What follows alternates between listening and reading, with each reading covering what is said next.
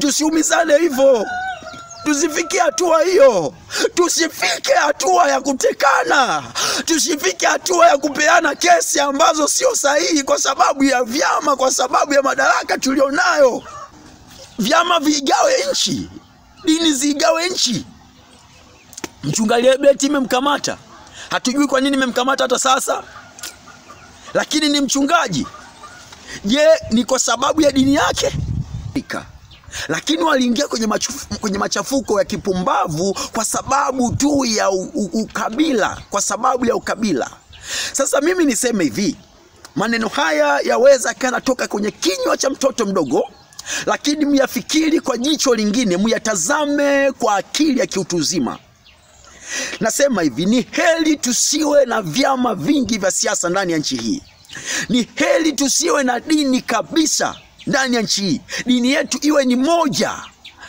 Utu na ubinadamu uwe ndio msingi wa kila Mtanzania. Sauti ya Mabadiliko ni wito wa kujiunga na harakati hizi za kujenga jamii mpya yenye watu wapya katika nchi mpya ambamo ndani yake hakitasikika kilio.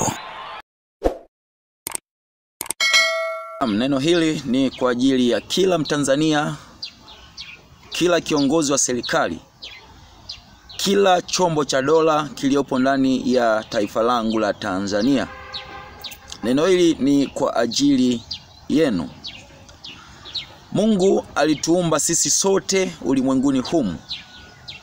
Naam, alituumba sisi wa Tanzania, akatuweka kwenye nchi hii ya Tanzania. Kwa hakika kimekuwa ni kisiwa cha amani. Nchi zote za bara la Afrika zilipotawaliwa na mkoloni, asilimia kubwa walipata uhuru wao kwa mtutu wa bunduki, tukiachana na zile nchi ambazo hazikutawaliwa. Lakini nchi ya Tanzania ilipata uhuru wake pasipo na mtutu wa bunduki. Licha ya kwamba kuna watu ambao walikuwa radhi kutoa uhai wao, kuangamizwa, kupoteza kila walichonacho kwa ajili ya kupigania taifa hili. Sasa neno langu kwenu ni hili: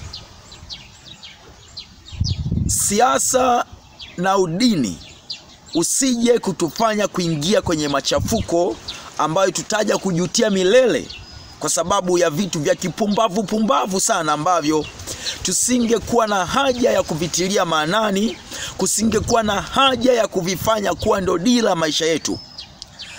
Dira ya maisha yetu kama Tanzania ilipaswa iwe ni utu na ubinadamu.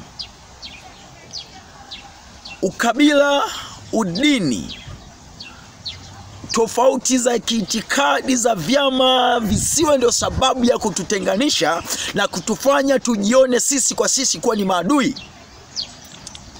Mchungaji Herbert Mlelwa ameonekana mara nyingi kwa bidii na kwa moyo mmoja akipingana na kila namna za ubaya zinazofanywa na yeyote aliyoko ndani ya nchi au aliyoko nje ya nchi, mwenye makusudi yoyote mabaya dhidi ya mwanadamu mwenzie. Alisimama kupinga. Lengo lake kubwa ni kuhakikisha kwamba kila mmoja anamwona mwingine sawa sawa na nafsi yake. Sasa mchungaji amekamatwa, lakini neno langu kwenu ninyi wote mnaohusika na kuongoza watu, lakini kikatiba viongozi wa serikali wamewekwa hapo kwa dhamana ya wananchi. Wananchi ndio wenye sauti ya mwisho kwamba kiongozi, twende huku, wewe ulipaswa ufate, twende huku. Hivyo kelele zetu, maumivu yetu, sauti zetu za kulalamika, sauti zetu za kuona za kuonyesha mambo hivi hayako sawa, sauti zetu za kulia kwamba tunaumizwa na ninyi, zilitakiwa ziwe zinasikilizwa kwa moyo wa dhati na zipewe kipaumbele pasipo kujali udini, pasipo kujali itikadi za vyama. Vyama visitutenganishe, sisi ni wamoja. Dini zisitutenganishe, sisi ni wamoja. Madaraka yasitutenganishe, sisi ni wamoja.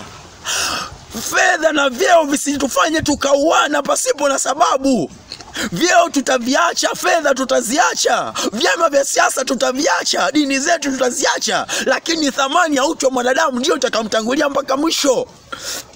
Biblia inasema ile wafu wafao katika Bwana tangu sasa, maana matendo yao yanawatangulia. Haitakutangulia dini yako, hakitakutangulia chama chako, hakitakutangulia cheo chako, hazitakutangulia faida na mali ulizonazo, hazitakutangulia kiwango cha mali ulizonazo. Tulipaswa tuungane kwa umoja, tujue ni namna gani tutajenga bara hili, tutajenga taifa hili. Tujue ni namna gani tutafanya Tanzania kuwa ni kisiwa cha amani. Nisome katika Isaya sura 65 kuanzia mstari wa 18, anasema, lakini furahini mkashangilia daima kwa ajili ya hivi ni viumbavyo, maana tazama naumba Yerusalemu shangwe na watu wake wawe furaha. Nami nitaufurahia Yerusalemu, nitawaonea shangwe watu wangu. Sauti ya kulia haitasikika ndani yake tena, wala sauti ya kuomboleza. Kwa nini maneno haya yasiwe ndio inanenwa Tanzania? Kwa nini sinenwe Tanzania kwenye maneno haya? Naomba nizungumze neno hili kwa utulivu kabisa, unisikilize kwa umakini. Ni heri kabisa tusiwe na dini ndani ya nchi hii, lakini tuwe ni watu wenye ubinadamu, kila mmoja amjali mtu mwingine. Ni heri kabisa tusiwe na vyama vingi vya siasa, tuwe na chama kimoja tu cha siasa. Tena kisiwe chama chochote ambacho kipo sasa. Tuvibatilishe vyote, tukae chini tuangalie ni namna gani tutaliendeleza taifa hili pasipo itikadi za vyama, pasipo utofauti wa vyama. Vyama vinatugombanisha mpaka sasa. Tundu Lissu umemkamata, mmempa kesi ya uhaini kwa sababu ya uvyama, kwa sababu ya uchama. Nini kinachopelekea yote haya? Ni utofauti wa vyama. Eti yule ni Chadema, yule ni CCM, yule ni ACT Wazalendo. Utofauti wa vyama utufanye tuumizane. Utofauti wa vyama utufanye tuonekane sisi ni Watanzania wa nchi mbili tofauti. Vyama vigawe nchi, dini zigawe nchi. Mchungaji Hebreti imemkamata, hatujui kwa nini imemkamata hata sasa, lakini ni mchungaji. Je, ni kwa sababu ya dini yake? Sitaki kusema ni hivyo, lakini nionavyo mimi, udini usitufanye sisi wa Tanzania kuwa ni watu wa nchi mbili tofauti. Hapana, hapana. Ni bora tuzifute kabisa hizi dini. Kila mtu aangalie ni namna gani atajali utu wa mtu mwingine. Lakini mbaya zaidi, hata tukifanya hivyo bado tutayafanya. Yaani ukiangalia utu wa mtu mwingine bado utayafanya aliyomo kwenye vitabu vya dini. Lakini nyuma ya mpango huu wa siasa na mpango huu wa dini, nyuma ya vitu hivi, siasa na dini, hakuna makusudi mema. Neno ambalo huwezi kulijua ni kwamba nchi nyingi ambazo ziliingia kwenye machafuko makubwa, nikitoa mfano wa nchi ya Rwanda mwaka 1994, iliingia kwenye machafuko makubwa sana ya vita vya wenyewe kwa wenyewe, civil war. Sababu kubwa iliyopelekea vita ile ni utofauti wa kikabila. Hawa ni Wahutu, hawa ni Watusi, lakini wote ni wa nchi moja, wote ni wa rangi moja ya Kiafrika. Lakini waliingia kwenye machafuko ya kipumbavu kwa sababu tu ya ukabila, kwa sababu ya ukabila. Sasa mimi niseme hivi, maneno haya yaweza kanatoka kwenye kinywa cha mtoto mdogo, lakini myafikiri kwa jicho lingine, myatazame kwa akili ya kiutu uzima. Nasema hivi, ni heri tusiwe na vyama vingi vya siasa ndani ya nchi hii. Ni heri tusiwe na dini kabisa ndani ya nchi hii. Dini yetu iwe ni moja. Utu na ubinadamu uwe ndio msingi wa kila Mtanzania. Kila mmoja ahakikishe jirani yake haumizwi, hali. Kila mmoja ahakikishe furaha ya jirani yake. Mtu mwingine akiwa anamuumiza mtu mwingine aseme huyo unamuumiza, usimuumize. Mtu akiiba mali ya mtu mwingine aseme hiyo mali sio ya kwako, umeiba, mrudishie mwenye nayo. Tuongozwe na msingi huo. Lile ninalopenda kutendewa nimtendee mtu mwingine na nimhamasishe mwingine kulitenda, alimada mtu ni jema. Lile nisilopenda kutendewa nisimtendee mtu mwingine, alimada ni jema. Maana wako wapumbavu wanapenda kuzinizini, watapenda na wengine wazinizini. Kwenye upumbavu hapana. Tusimamie kwenye msingi wa utu na ubinadamu. Na jambo ambalo linaweza likawa ni kama halieleweki vizuri, Katiba ya Jamhuri ya Muungano wa Tanzania na sheria nyingi sana za Jamhuri ya Muungano wa Tanzania ni sheria ambazo zina nia na lengo la kumweka mwanadamu atende mambo mazuri. Lakini kama sisi wenyewe tunaosimamia sheria tukiwa wa kwanza kubatilisha sheria, haina maana kuwa na hizi sheria. Sheria na katiba ya Jamhuri ya Muungano wa Tanzania ukisoma kwa makini ni sheria ambazo zina nia njema kabisa ya kumweka mwanadamu katika mstari, ya kumweka Mtanzania asimuumize mtu mwingine.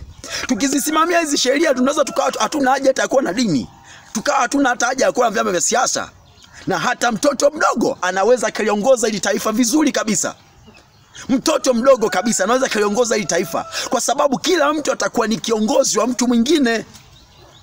Vyama vyetu visitufanye kuumizana, dini zetu zisitufanye kutesana, madaraka yasitufanye kuumizana, yasitufanye kuuana sisi kwa sisi. Sisi ni wa rangi moja, sisi ni wa Tanzania, sisi ni watu moja, sisi ni wa baba mmoja. Tusiumizane hivyo.